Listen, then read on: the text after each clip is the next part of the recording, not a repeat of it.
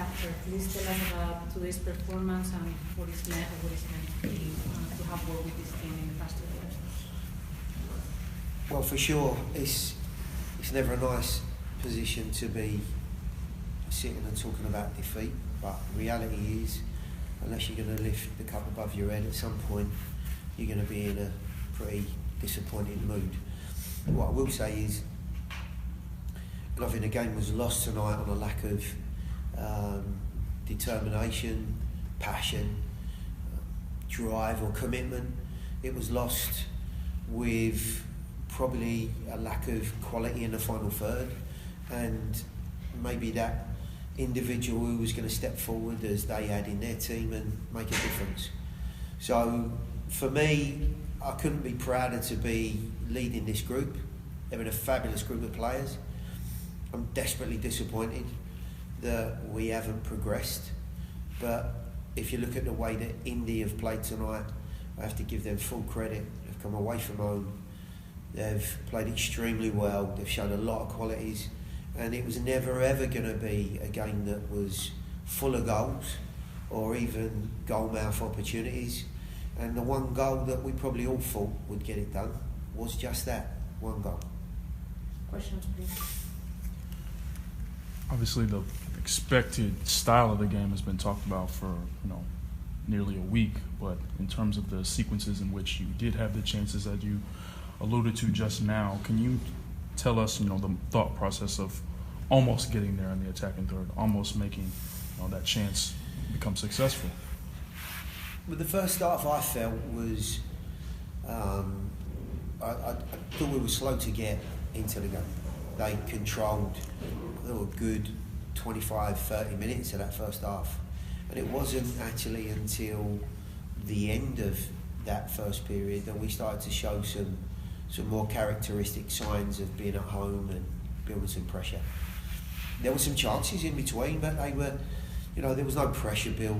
There wasn't really any fluency in our game, and a couple of the guys, especially in the front line, looked a little bit edgy. They didn't show the sort of confidence and belief that we've maybe seen in the last 4 or 5 games. So we have to give Indy some credit for that. That shape of 3-5-2, certainly 3 centre-backs, has caused us problems for good periods of this season. The second period, I honestly thought we started very well. Daniel had a great chance. Goalkeeper makes a fantastic save. And there was, as expected in a cup game, in a playoff game, there was a lot of fierce competition, passion shown by both sides. Their quality or ability to manage the ball in tight areas, I thought, was a little bit better than ours. There were too many periods in the game where we gave the ball back to them too freely. But what I would say is, and sometimes when you go behind, the fact that you've got to try and get yourself back on level terms leads to committing a bit more. But we certainly got stronger. We looked like a goal was possible, but it wasn't to be, of course. The missing shot from Matt, I believe, was well offside from Justin. I saw the flag go up straight away. In the end, at home, we weren't enough of a goal threat. And there were too many players, whilst they gave everything, and that's never been an issue for this group. There were a few players that just didn't quite reach the sort of creative levels that we've seen. And in a big game, against a good side, you've got to be your best, and if you're not, you get beat. Who were those players that you were talking about in terms of those who, weren't as dynamic and creative as you would have liked them to be? Well, look, the front four in general, so Taylor, Lebo, Alan and Daniel. Daniel got very isolated. It was difficult for him to get any traction in the game. He's done a fabulous job for us, and the plan was for our wide players to be more effective and stretch that back line out and possibly get in behind those wing backs, get those outside centre backs away from Daniel. It didn't happen enough. If it doesn't happen, there's a dimension to your game that's not as effective. their lines to play between were very tight, so therefore Lebo found it difficult to get in creative areas, so he came deeper. When he did get higher up the field, his quality wasn't as good as we've seen. And that's no major criticism of him as a person, that's just on the night, the front line didn't function as well as we've seen. That's partly down to the way Indy played, and certainly down to maybe one or two of the decisions and a bit of quality from our guys. But, you know, all in all, I don't want to end this on a critical note. This has been a terrific season for the players. You know, we missed out by 1 point on the regular season title. We've been beaten by the slimmest of margins tonight. I have to wish Indy and Martin and the group the best of luck. And they certainly played very well tonight and deserve the victory.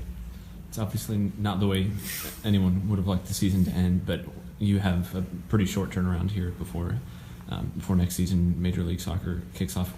How do you go from here, and what's the next move for you to get ready for that? Well, the plan with the guys, as you can imagine, there's a lot of very dejected and disappointed individuals. Nothing I can say will make them feel any better. So we'll have tomorrow on our own and just gather our thoughts, and we'll meet again on Monday. We'll have a meeting about the protocol moving forward to sit down with players and discuss their futures and what that looks like. I'm sure the guys that are staying want to know. The guys that are not going to stay want to make plans. And that will be really what happens throughout this week. And I'm sure as the news of who is, who isn't comes out, Christina will make everybody fully aware. What was the message, if there was an elongated message to your team? Was what you just said included, or was it strictly about the game? And if so, what was said, to your team regarding the game? When? Just now. At the end of the game. Well, there's no point in me picking the bones out for what happened. Everyone's flat. As I've said, there wasn't any issue with the way that we attacked the game. There's never been any question about the way that the guys compete or the determination and passion that they show. I don't think that was the issue. We just lacked a little bit of quality at the final moments. But the message up there was, look, I'm proud to have been part of this group and have you players represent me as a person, because that's what happens. I'm the coach. They reflect to a large degree what I'm about. Also the club, of course. The way that they've projected themselves and they've performed as players is the way that it reflects on the club. The type of pride that they've shown in the jersey, the respect that they've shown, not just for the fans and the organisation, but I think the way that they've played has been very respectful. They've been competitive, but there's always a line. You can go over that line and you can be classed as a bit of an overly aggressive team. I don't think that in any way, shape or form we've shown that. So I'm proud to be part of that group. We just haven't, on this occasion, one-off occasion, we haven't been able to get past a very good side. We've had a great run at home. We've had a really good run of form. Consistency is key. Momentum is key. We had that. And Indy have done a great job to rip that away from us. So I don't think my chat with them afterwards, it certainly wasn't negative. It was that we've performed very, very well. On the night we fell short in certain areas of the standards that we have set, which have been very high. And if you're gonna lift silverware, you've got to be at your very best all the time. I mean, it's a simple fact. You need a bit of luck as well, but you got to be playing to your potential. And there were good periods in the game where we didn't. There have been a lot of incredible moments in this building here in front of these fans. What does it mean to have that type of fan support here night in and night out for the last 2 years? Fabulous. I was asked that question before the game 2 years ago, in fact 3 years ago, when I came into town, and we were talking about, you know, where the facility would be. Weren't even sure what it would be. First Tennessee Park became the venue to play at. I remember thinking to myself and walking around it for the first time, you know, how do we make this feel like home? How do the fans feel like it's home and feel comfortable in their own surroundings? If you look at some of the top stadiums around the world, they've had generations of people that have gone through there, you know, fathers to son and so on, that have been able to not just support their side, but see the team get beat, see them push on to victory, those last minute wins. They've been able to, you know, sit in a local bar and discuss what that's all about. But ultimately, it's history. It's history around the stadium, what it means, what's happened there. It's every supporter's shrine. That's where they go to worship. They worship their team. Now, how are we going to get that going, or any team, where you're a brand new outfit, going to a stadium that's not yours? It's really a baseball stadium. And I wondered, having never coached at a baseball stadium before, how that was going to work. I've got to say, it's been a fabulous experience. I hope the fans feel the same way. Part of it is us putting on a good show. The players are the entertainers. And of course, the supporters that come every week and cheer the team on. They're the individuals that come to see us perform and entertain. And I think at certain times they've been able to get behind us and give us a real jolt and get us going. And certainly when we've won games or snatched victory out of the jaws of maybe a draw or defeat, they've given us some great times. You know, being able to celebrate with the supporters that have been here and the way that they've, you know, created the environment here has been wonderful. But I do think it's been a reciprocal arrangement, if that's the right way of putting it. Fans have been great. I think the players have performed well. Our own form's been very good. And I think that creates an environment that is difficult for other teams and always exciting for the home team to look forward to play. You talked about wanting to end this season on a positive note. Do you have a favorite memory or moment from this year or the past 2 years? I think there's been a few good ones. There really have. I don't think there's one in particular. There have been some moments where we needed to win, and maybe those last minute goals will stick in everyone's mind. I just think in general here, as we've gone across this last 2 years, you can look at the very opening game against Atlanta, 10 days into a pre-season with a brand new group, Rapapa's first goal for the organisation. I do remember some very waterlogged pitches as well, which didn't help. But I think there have been a lot of lessons learned over the course of that first year. I mean, if you look at the field tonight, absolutely immaculate. You know, it was a great surface to play on for both teams. It creates a good environment. But I think as far as the group's concerned, as I've said, I'm just delighted, proud, very, very pleased to have not only been part of this organisation, but to have been part of building this very team. They've conducted themselves incredibly well. We've had some very, very good times. Tonight is not one of them, but once we get over this, which we surely will, certainly for me and the guys that stay, we'll be looking forward to what happens next. Thank you, Coach. Thank you. Thank you. So good.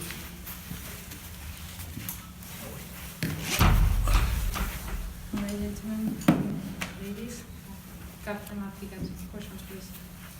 How did the locker room feel just now? Mixed emotions. It's I guess it depends who you are, but yeah, I mean, there's some chatter going on, some silence going on in certain corners, and it's it's the end of the season, so people deal with it in different ways, and I mean, it's not fun. It's not a fun position to be in when you're not lifting anything, and it just comes to a halt whenever you don't even think about it. You just think about playing and getting a result, and then all of a sudden, it smashes you in your face, and you got to deal with it. So everyone deals with it in different ways. So. You and your teammates knew how Indy was going to come into this game, how they wanted to play, how they wanted the atmosphere to be as well. When it came in reality of them at least succeeding with possession, but also the goal, and then obviously the final whistle, what was it like realizing all of that? First off, hats off to them. They played a pretty solid game, solid 90 minutes. We knew they're gonna possess the ball a lot, or they have the potential to do that if we don't get it right. And they did that. They controlled large portions of the game. I'm not sure if we asked them enough questions in the back. And when that happens, you get that result. We knew it was going to be a tight game. It wasn't going to be blowout either way. It was going to be one moment that they took advantage of and got in behind and scored a good goal. And we had a little push after that, but obviously it wasn't enough. We didn't get any good, clear looks at their goal. And these playoff games, that's what it is. You only get one opportunity sometimes, and to capitalize on it, we didn't. And that's it. That's kind of how it unfolds. When you saw that goal go in, did you feel that Nashville was going to be able to bounce back for sure? Or was there some? Yeah, I knew we were going to have a push. Yeah, for sure. But we know that Indy's a pretty structured team, a good disciplined team, and it was going to be hard to break them down and score them. But I knew we'd get down there and we'd get some moments, and we just didn't have any real clear-cut chances. Maybe the offside goal, and I think that was it in the second half for the most part. But we tried, we pushed, just didn't get enough. First player in to this club and at the USL, and now seeing the way it's exiting. How do you feel about these past 2 years as Nashville USL? Proud. Really proud of being a part of it. The building of it, the foundations, the structure, the bones, whatever you want to call it. It's been fun. It's a tough one to swallow, and we're moving on to bigger and better things. But hopefully, we got I was part of a good foundation that can kind of a good runway for this club to lift off in MLS now, and it's been fun. Yeah. Do you see yourself in that transition as well? Yeah, we'll see. We got some decisions to make next few weeks. However that unfolds, we'll kind of make those decisions then. So we'll see. I love to be part of it and to be around and continue this thing with the club and help building it in the right direction, and love to see this thing just take off, and love to be a part of it. You guys have obviously done a lot on the field. Can you talk a little bit about what it's been like with this group of guys off the field over the past year or two? It's a good locker room. It's good camaraderie. I mean, these are the things that people look back on and they really miss about the game is locker room here, locker room there. We have the best locker room here. We didn't have the best locker room here, but I can genuinely say that this past 2 years have been one of the better locker rooms I've been a part of. Good young guys that are hungry, that want to work, that want to listen, that come in every day and make it fun to be out there and play every day. I think a lot of these young guys got bright futures ahead of them, whichever way they go, and they should be proud of what they've been a part of here as well. Since you've been a part of MLS before in your career, maybe not necessarily the players that have been around you, because there most likely will be a lot of big changes in terms of team personnel, but in terms of the club, whether it be coaches, obviously Gary will be on next season, front office people that you've had contact with. Sure. How do you see this club? Do you see it emulating or mirroring what you have experienced in your career? Yeah, for sure. I think knowing Gary pretty well and what he wants, I think the guys have a good understanding. The staff, the guys above him, they have a good understanding of what he wants And Gary knows how to build a team. He knows how to build a team that can compete every night. It's just going to fight till the end, and it's just the way his teams are always set up. They're always solid, and I don't expect anything different from what you see here to what you're going to see in the MLS. I think he knows what it takes. He's been there before as well, and that's what he's known for. He's known for building good, solid, structured teams, and I think that'll be the case in MLS as well. Is there a favorite memory or moment from this past 2 seasons that kind of sticks out to you in specific? Or no, I mean we've had a lot of good moments. We have a lot of good moments in this building. Making the playoffs last year, being an expansion team, and new group together. And this year we go one step further. So it's building in the right direction. So I think there's all these little milestones that we've been hitting, and it's been fun to be a part of, and those are definitely all the highlights. There's nothing real specific, but all those little milestones that we've been doing here, and progressing from first year to the second year, and if we carry that momentum into the next year as well.